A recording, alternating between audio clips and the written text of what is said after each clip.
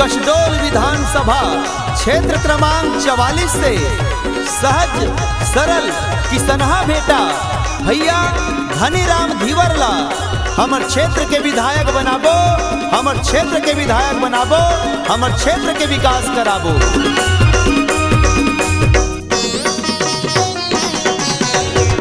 बदलबो बदलबो बदलबो ए दारी कांग्रेस के सरकार ला बदलबो। धनी भैया ला मिलके जिताबो, अब तो कमल में बटन दबाना है जी, कमल के फूल खिलाना है। फिर से मोदी ला मुखिया बनाबो, फिर से कमल में बटन दबाना है जी, कमल में बटन दबाना है। सुन ले दीदी भैया महतारी, अब आगे है वोट के पारी। सुन ले दीदी भैया महतारी, अब आगे है वोट के पारी। तोला घेरी बेरी समझावत हो, समझावत हो। धनी भैया ला मिलके जिताबो, अब तो कमल के फूल खिलाना है जी, कमल में बटन दबाना है। धनी भैया ला मिलके जिताबो, फिर से कमल में बटन दबाना है जी, कमल में बटन दबाना है। कसडोल विधानसभा क्षेत्र क्रमांक 44 से सहज सरल किसनहा बेटा भैया धनीराम धीवरला हमर क्षेत्र के विधायक बनाबो, हमर क्षेत्र के विकास कराबो। औ नहीं सहीबो बदल के रहिबो, औ नहीं सहीबो बदल के रहिबो। बदलबो बदलबो बदलबो देशों के साल में मिलके बदलबो लबरा के पारी। दारू बंदीला भूला गए हवैये का संगवारी।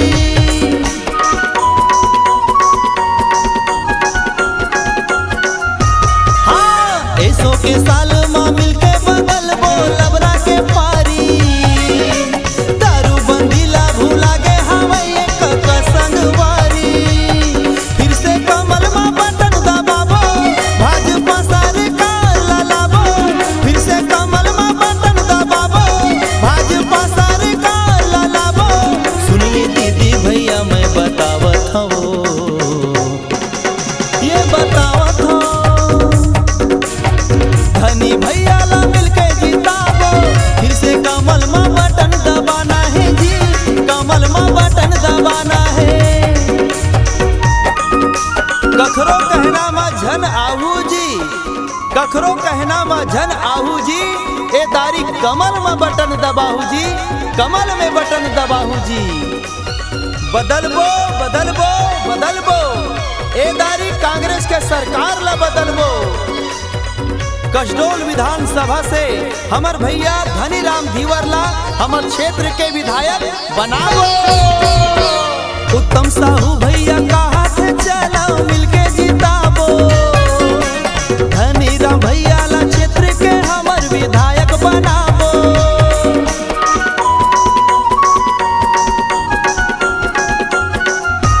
हाँ उत्तम साहू भैया कहा थे चलो मिलके जिताबो।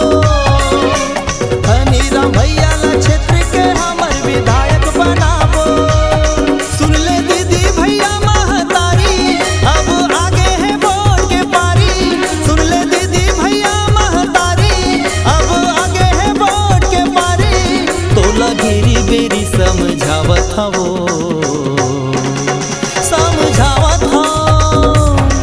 धनी भैया ला मिलके जिताबो, अब तो कमल के फूल खिलाना है जी, कमल के फूल खिलाना है। धनी भैया ला मिलके जिताबो, अब तो कमल में बटन दबाना है जी, कमल में बटन दबाना है। सुन ले दीदी भैया महतारी, अब आगे है वोट के पारी। सुन ले दीदी भैया महतारी,